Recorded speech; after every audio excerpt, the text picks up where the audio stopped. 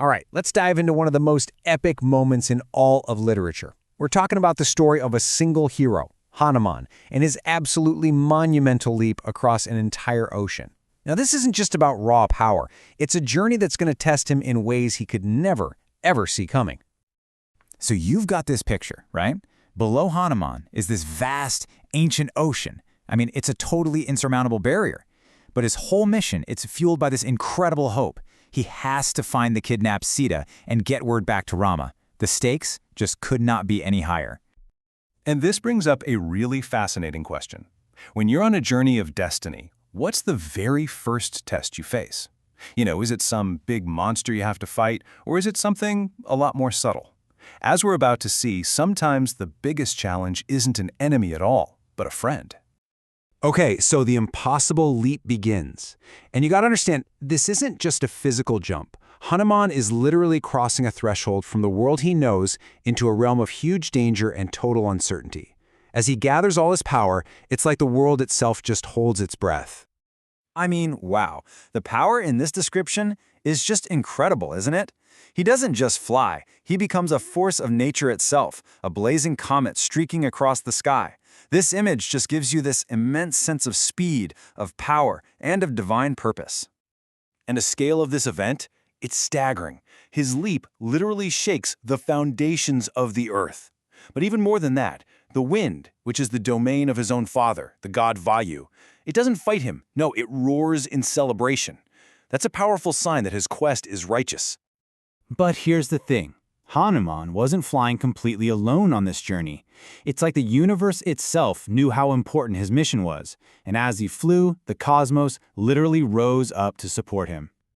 As he's soaring through the air, the world below him just comes alive. You have giant turtles surfacing, dolphins leaping for joy. Even the waves themselves seem to rise up in respect. These are all signs, right? Omens that his path is blessed.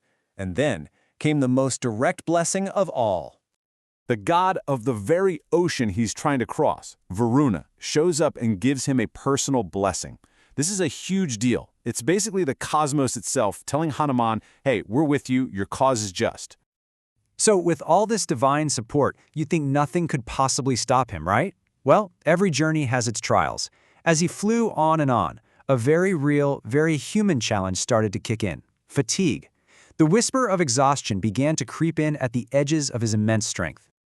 And this, right here, is where his first true test begins. And it's not a monster, it's not a demon, it's something way more subtle, and maybe even more dangerous. It's an offer of comfort, a temptation to rest when the mission demands nothing less than total urgency.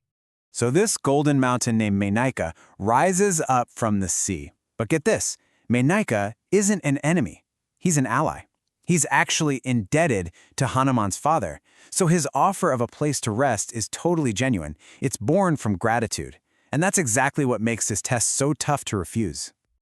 Just imagine hearing this when you are absolutely exhausted. It's a perfectly reasonable, friendly, and well-meaning offer. A quick break to rest up, to gather your strength. It's the most seductive temptation because it comes from a place of real friendship. So this is it. This is the moment that defines this whole first stage of his journey. Does he take the kind offer and delay the mission?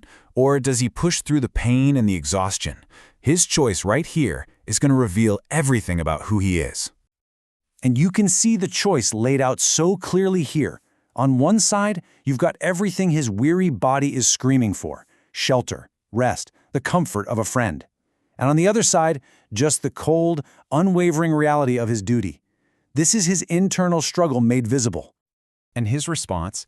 It's just perfect. It's so definitive. He acknowledges the kindness, he validates the offer, but his focus is just absolute. There is no room for debate.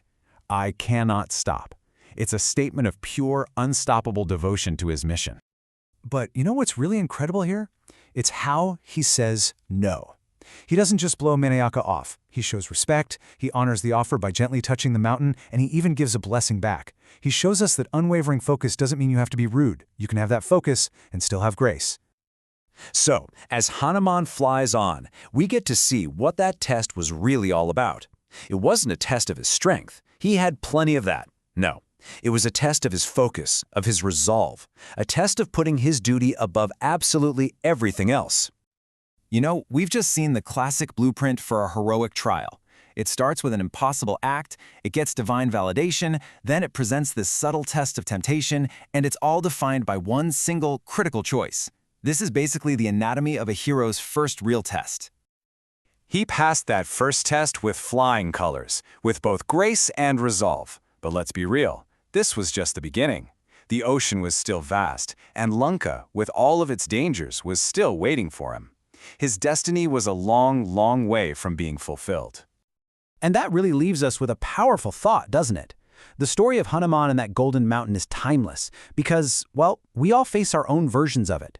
When our most important missions are calling to us, what well-intentioned offers of comfort, what golden mountains of distraction, do we choose to just acknowledge with thanks and then gracefully pass by?